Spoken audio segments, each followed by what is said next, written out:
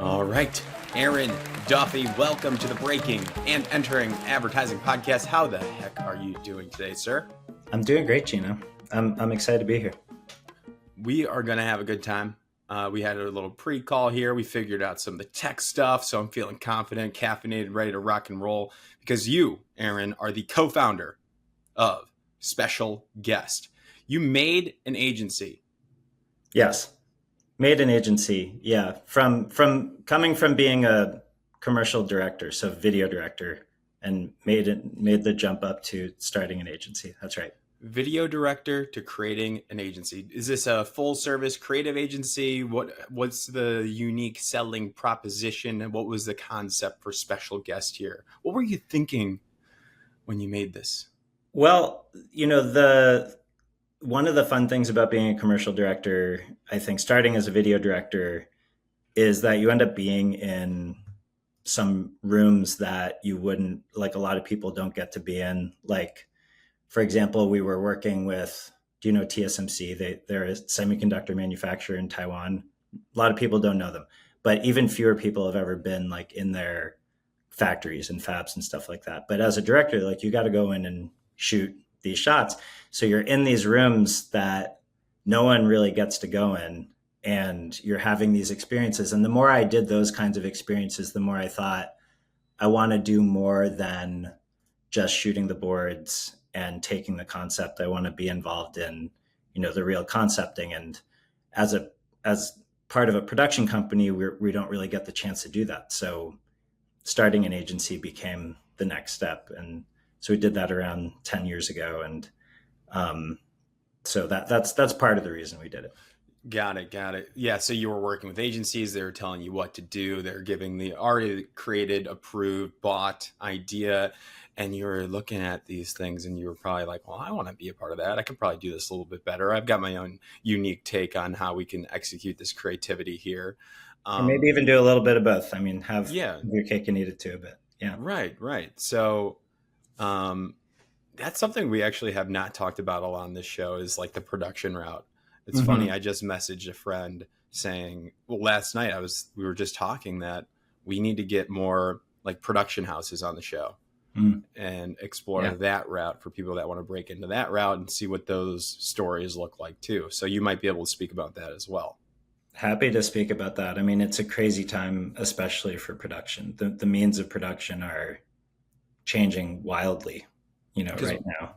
Because we have, in an agency, a traditional creative agency, you have producer roles, right? Yeah. And then agencies are also working with these external producers, production houses, different directors, like cinema, photographers, color artists. I'm not an expert, as you can tell, but there's like those are all correct though. I mean, it's those and those roles and about 70 other roles, but it's it's a really fun world. I mean, coming from the production world, I do sometimes, I don't regret starting Special Guest at all. I love it. I can talk about that more, but there was just a kind of beautiful comfort to being in production and just not having to wade through the pitching process of ideas to the brand and just getting the idea handed to you and just getting to be involved in the visual side of it. It's not saying that's easy in any way. It's hard, but it's also really fun. And I miss it sometimes. But I wouldn't want to go back necessarily, because I really love getting to be part of the strategy and ideas. Totally. So tell me more about Special Guest. What is it when you originally had this idea? What was that? What did that look like, and where is it at today? Because it's 10 years old now. It's like almost old enough to drive. So we've have a beer. It's true. 10 years. Yeah. My kids are 6 and 3, but they're getting there. The way we started the agency, which today, the way to answer your earlier question, the way we talk about the agency is we're a creative agency for the world's most innovative companies. That's our focus. We focus on innovation, whether it's the product that we're working on. Like, for example, I work on these smart glasses. This, like, one of the things I'm doing the most right now, Ray-Ban Meta smart glasses. Or we're trying to find like a more innovative way and to talk about a certain product, but it's mostly big tech, I would say. That's that since I started as a director, like I very early in my career, I directed Google's first Super Bowl commercial, or Google's first TV commercial. I saw that. Um, and that that gave us a little bit of a taste of, in the early days, of what it was like to just work directly to brand. Um, and I think it was also some of the earliest days of internal creative teams at brands.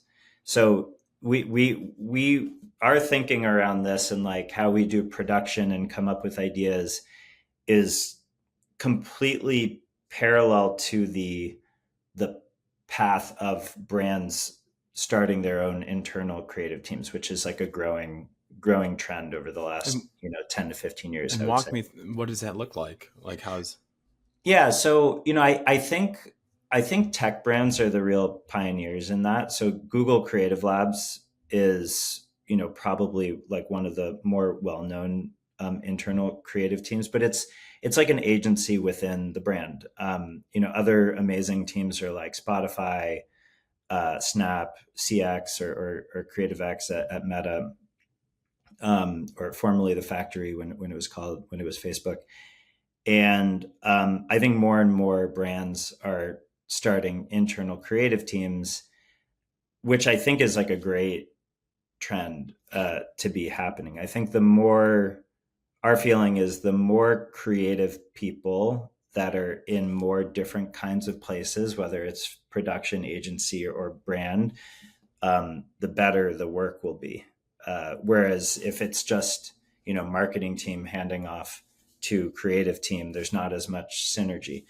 And so our thinking around starting a agency was that it sounds kind of niche right now. We've broadened the way that we work these days, but our thinking was, well, if there's a lot of these internal creative teams at brands, they will need an outside creative team every once in a while, or every so often. And we're kind of the perfect team for that. So we called ourselves special guest. We're like a special guest to their moments where they really need a third party uh, to work with them. And that's now we're been talking. that. Yeah, that's been a big part of our growth, has been the growth of those internal creative teams that we work particularly well with. Doesn't mean that all of our clients have that, actually. Like, a Sure. lot of our clients don't have internal creative teams. It's not the only way we work, but um, we've worked with creative labs. We worked with Spotify. We did Snap's first consumer brand campaign with their internal team. And it's like this sort of fusion between like an outside agency and their internal Yeah. agency. And we we work well, or we collaborate well with them. I love this. This is interesting. So, when would you say an internal team, internal creative agency, in-house, we'll refer to it as? When does an in-house team need to tap you guys, or what? Like, what point? What process is this? Like a large campaign? Like, I know there's different case studies here, but maybe you can point to a specific time that they called you guys up, and then talk about more generally when an Yeah. in-house would need some external help. Well, it does depend. I mean, like CX at Meta is quite a big internal agency. They're like pretty robust. I would say, similarly with Creative Labs at Google. Other teams are not that big, actually. The internal creative teams, are not that big. We're working with Lyft a lot right now. For example, we just did their summer campaign, and they have a really great team there. It's not a huge team, and while they have like a lot of uh, sort of evergreen things that they need to do, when they want like a big tentpole moment, it's great for them to be able to partner with a friendly agency that isn't we'll talk about this, I'm sure, as well, Gino, but like that isn't a big holding company agency, but is Right. sort of like a independent, you know, uh, manageable scale for them. And you know, I would consider ourselves like Special Guest a small agency, um, when it comes to sort of like this as the size of agencies go. So to answer your question, it's anywhere from they've had an idea kicking around that they can't get over the line. Maybe they haven't found a way to pitch it quite right to the C-suite, and we can come in and help with that. I would put that sort of in the middle of the spectrum. On the one end of the spectrum is we've just have marketing goals and we need help with the strategy of what we should do with our marketing, all the way to we actually just need to execute this thing that we're pretty sure is right and is signed off on. And I think that's on that end of the spectrum is where it really becomes helpful that I come from production, you know. Mm. So like and I think that coming from production thing has been one of the easiest in the early days, was one of the easiest sort of toe in the door Yeah. of the whole thing, because it's very maybe the idea isn't all the way there, but at least they know they're talking to people who make stuff, and they're not necessarily talking to people who are going to try and re-engineer everything to then bid it out to like a bunch of other production companies and start this whole other process. I think like being able to talk to folks that make stuff is one of the most fun parts of their day anyway. And so Yes. they reach out to us a lot for that. There's sort of like a comfort level there. Cause I think at the end of the day, we all just, we want to sell stuff, but we also want to make stuff. I like it. That makes a lot of sense to me. And it seems like you guys have positioned yourself really nicely within the 15,000 plus ad agencies in the United States. That And was a question. Like, does the world need another agency was definitely, you know, a big question mark at the beginning of this whole thing. But I don't know that we thought about that too much, because there were enough brands that were coming to us already yeah, where we had to say like, oh no, we need to create a proper pipeline for working with agencies. Production can sometimes go directly to brand, but there's a whole lot of other services that we needed to develop in order to properly service them. totally. All right. Let's kick it back because I want to understand how you got here. So we Yeah. know today you are the co-founder of Special Guest. I don't know. Well, I do know, but I want to make sure we talk about, were you art direction, copywriting, producing? What were you doing before all of this? And then we'll build that up because I want to know, when did you first want to get into this industry? When did you say to yourself, when did you say to Aaron, you looked yourself in the mirror, said, Aaron, you need to make ads for a living? Yeah. Well, yeah, I'm always curious to like to hear from like students these days, you know, like what they're thinking about that as well, because I think what we can all kind of admit is we all grow up with at least an initial distaste for ads, you know, and things like that. Totally. I It's like think commercial break. Oh, like exactly. you're interrupting Yeah, I what I think was watching. I'm the old guy coming in wondering what the Gen Alpha like language is these days, but I think like skip the ads is like now like a general term for like get on with it. You know, Oh, really? I think so. I've heard it a Yeah. little bit, but I think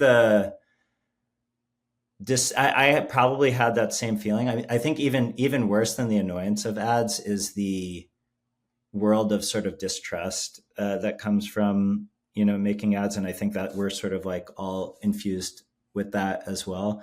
So I went to art school thinking I was going to be like a sculpture major, That's cool. and then I studied abroad in Florence, and one of the paper we had to write a paper about all this sort of like art history that we were seeing in front of us, all these like paintings and sculptures and things like that. And what I noticed just through like learning about the Renaissance in Florence was that so much of the work was commissioned work either by the church or by royal families there, and essentially was propaganda for those entities, and is really, not far off from advertising today, or like as we see it. And meanwhile, I'm sort of, loving all these creations and being inspired by the Renaissance, but also understanding that these were people's jobs to do these things. They weren't just making art and putting it on frescoes and creating sculptures in beautiful churches just because they wanted to. And it was a whole amazing economy that grew up around this sort of flourishing of the arts. And I just realized I wanted to be part of something like that. The painting of the Sistine Chapel, which, I'm not comparing advertising today to that. We're pretty far off from making that. But if I can have even like a tiny fraction of a feeling that we're creating big ideas and being paid for it, and doing that as a living, that I got really excited about. And I didn't see a path for doing that as a sculptor. And so when I got back, I enrolled in the visual communications program where I was going to school at Washington University in St. Louis. And so then I was like all in on. How'd you make that connection though? So you realized the sculpting commission route probably wasn't going to work out, or for whatever reason. But then how'd you connect the dot to the communications, which I'm assuming means advertising? Yeah. Well, I think if you look at like a fresco by Giotto, like in the, I was living near Santa Croce in Florence. I went to look at those frescoes all the time.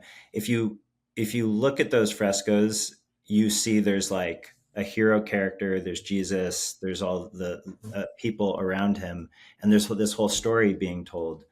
And if you're someone like a creative person that wants to tell stories and things like that, the example of those frescoes is a story, but it's advertising for the church. It's there to make people excited to come to church.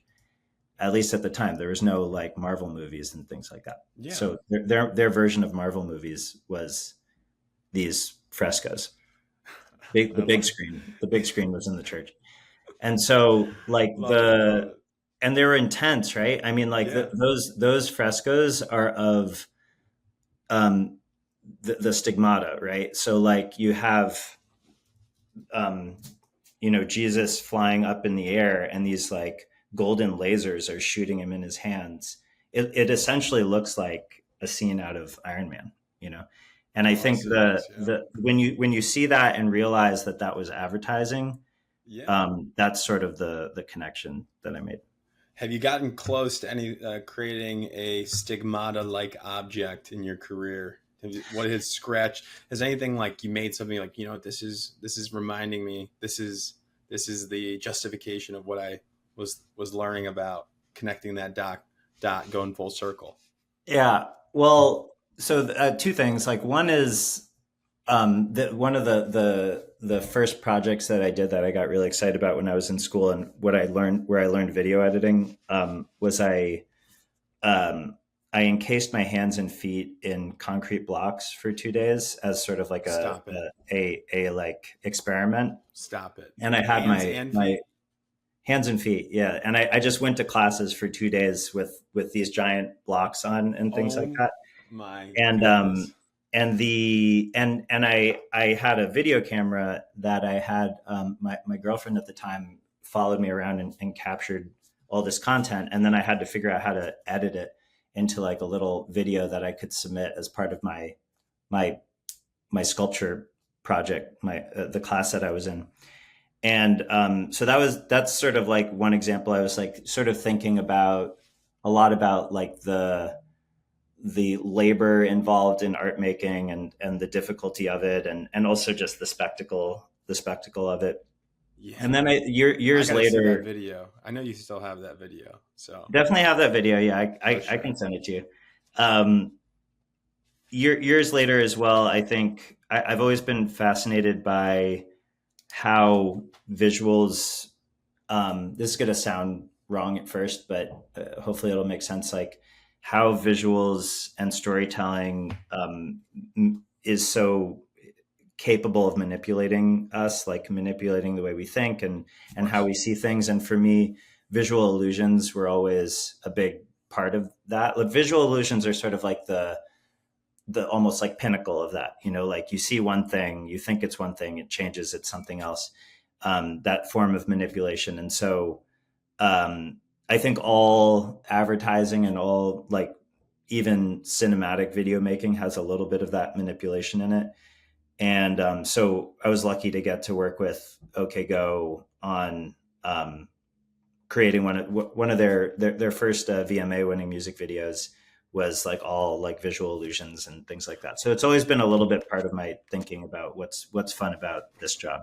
What music video was that? That's for Writings on the Wall. So that came out also like we did it right at the beginning of Special Guest. Actually, it was around 10 years ago. And we basically camped out in a warehouse in Brooklyn for a month and just built visual illusions for the band to walk through and stuff like that. I co-directed it with Damien and another co-director of mine, Bob Partington, and it was super fun.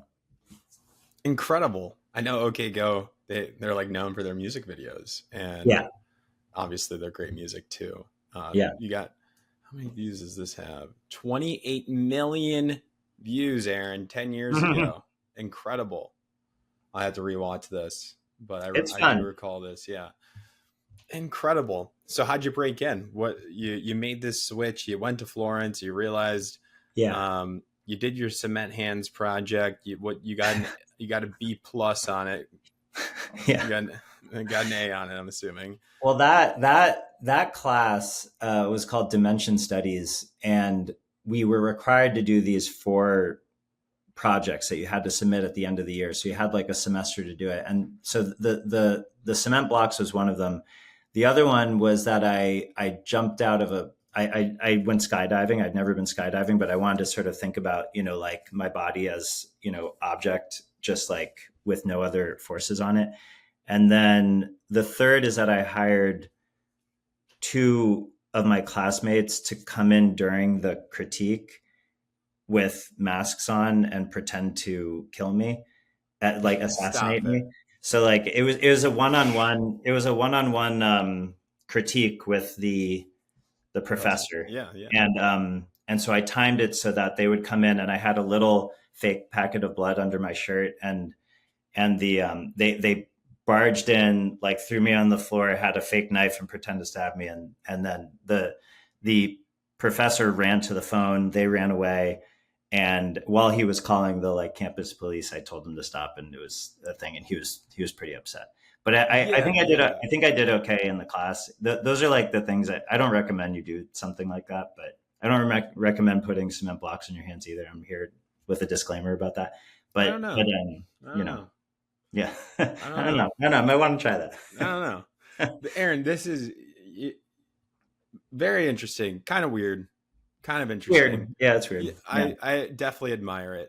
And I think, connecting the dots, understanding your creative thinking here. I mean, I can see the path of advertising kind of like unfolding as we're talking. This makes sense to me. It's just, how do you narrow this down now into one discipline within advertising? How do you break in now with all this skydiving, cement blocks, getting killed, coming back to life, scaring your professor? I was really lucky. I mean, the school that I went to did not have a big connection to the ad world. It was I ended up being in an illustration class, which was like a good way to learn about, like, illustration is a great way to learn how to communicate through visuals.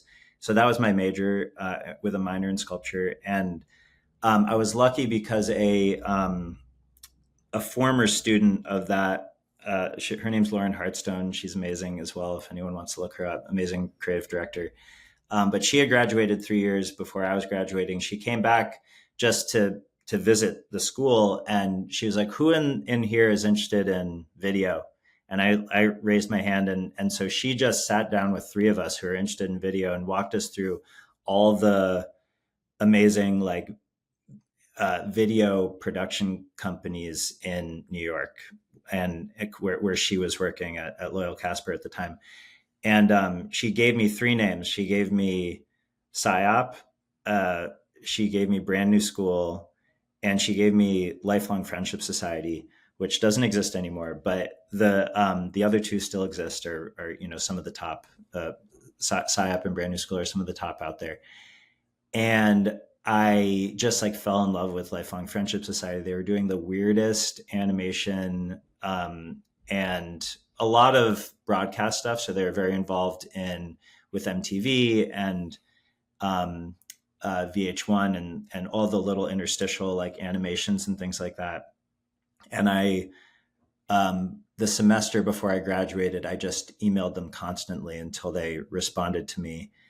And then they said, okay, you can come and work, like clean up our HTML site, you know, for free. And so I did that for a while. And then they let me work on some of their stop motion work. And, and so I learned a lot just like watching them straight out of school, interning. And then they all went to a Super Bowl party one evening, and I tagged along.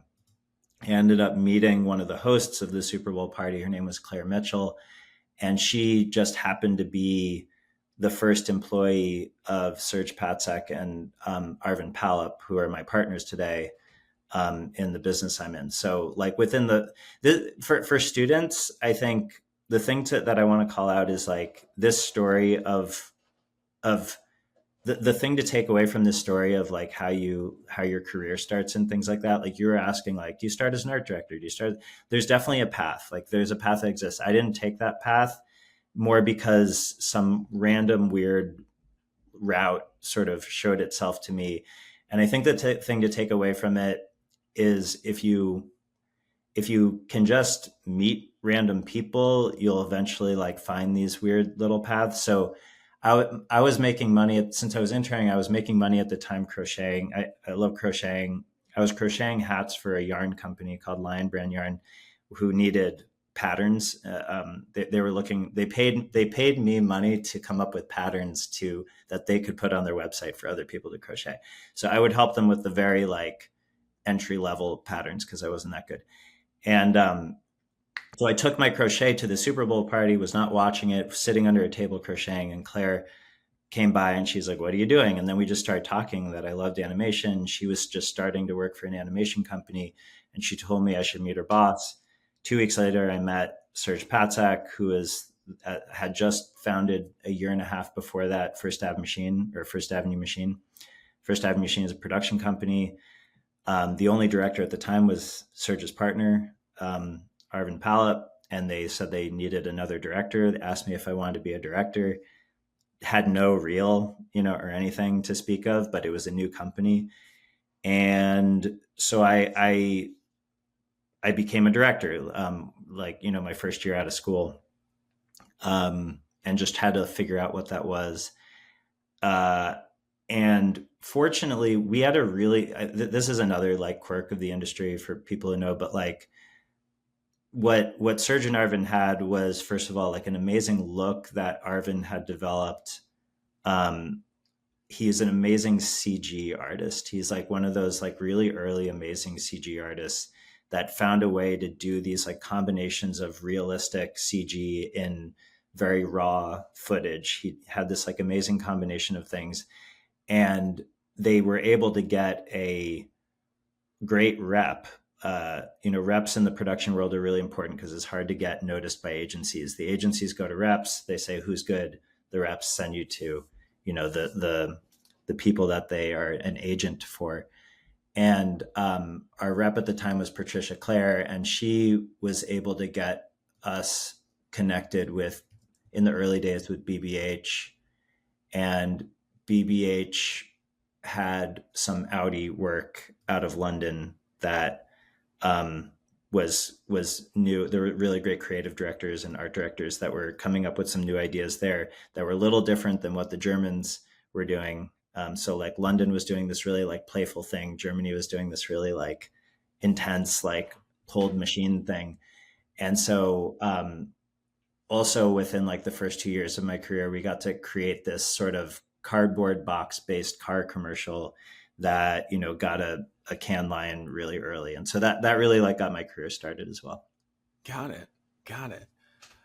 All this context is so important. I guess like what were some of those big lessons I guess you learned in that first job? Yeah. The I mean for any students listening and stuff like that, I think, like I said, they're definitely taking the planned route of like intern to entry level job to like junior art director to art director, like that I think definitely works, and a lot of the people I work with today took that route and they're amazing.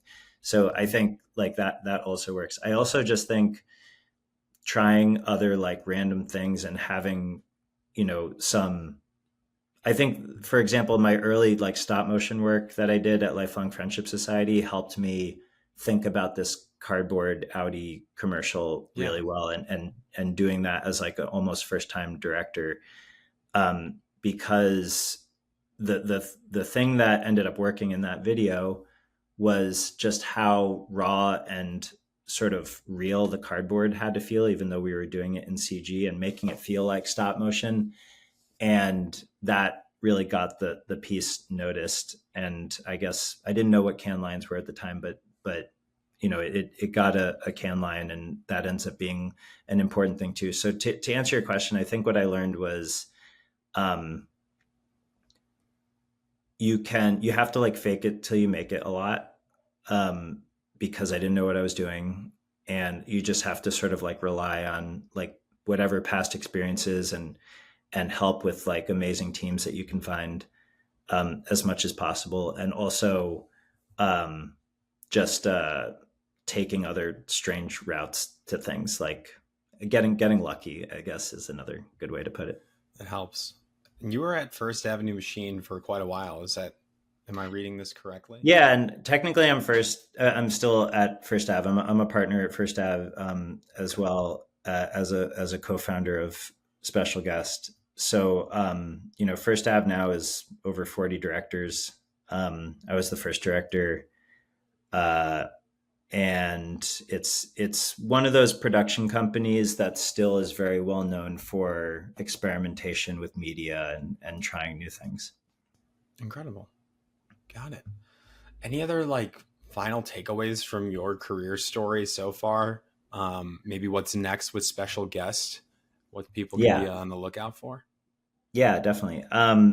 Well, one thing I'm really excited about is, 2 years ago we started Special Guest X, which is a team I'd been working with for at least a decade, based in Madrid, and we just more recently formalized, this team into a sister agency called Special Guest X. They're focused on AI and robotics and data storytelling, and we started it about, I don't know, 6 months before ChatGPT came out, just thinking, oh, this, we don't know if this is going to be important, but we really like doing it, and we had done a couple AI projects already for like Rag and Bone and things like that, and so we decided to formalize it, and then when ChatGPT came out, a lot of stuff changed.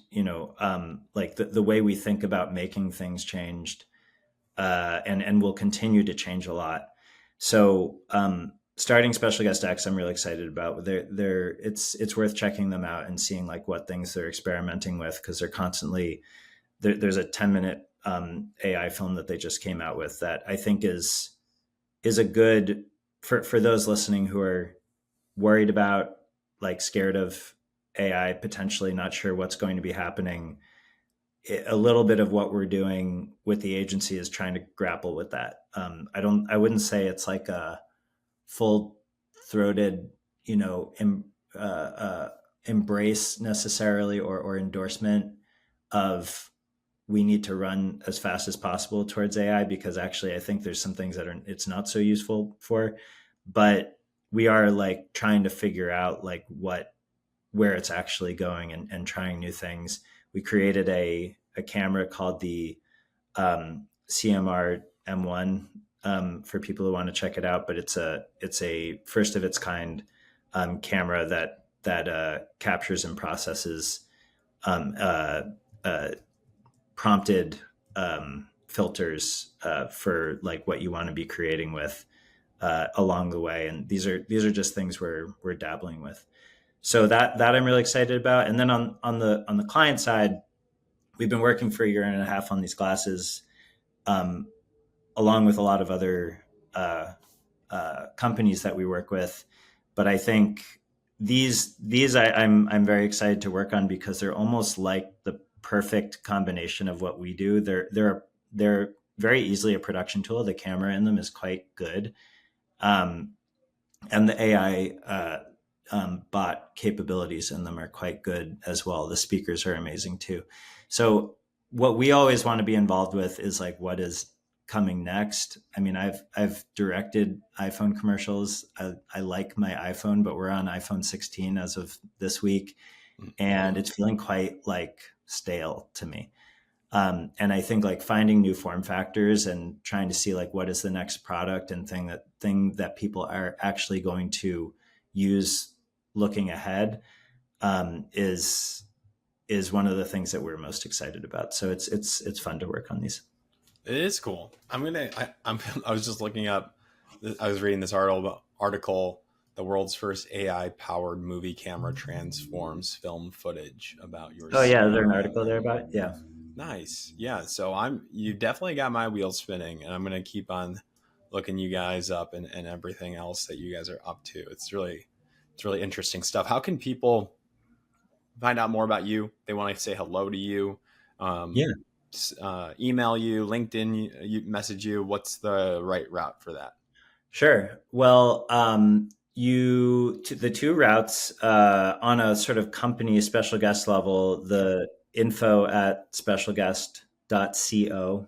If you go to specialguest.com, you will find a cover band in Cincinnati. That's not us, but I hope to someday collaborate with them. But we're specialguest.co. And so the info at specialguest.co, we will always respond to for like, job related stuff and things like that. I think on just like a friendly hello level, you can DM me on Instagram, which is at DUFSLAM at DuffSlam on Instagram. Wonderful. Well, Aaron, I'm feeling really good. Your story is so interesting. Cement blocks to a pseudo murder in front of your professor to your story and what you're up to next. It's fascinating. I know people are going to want to reach out. So I thank you for coming on. Thank you for sharing your story. And hopefully I know you have inspired some people to kind of question the traditional route. And I appreciate you for that. Yeah. All my production people who are grappling between production and agency, I want to talk. That's our world.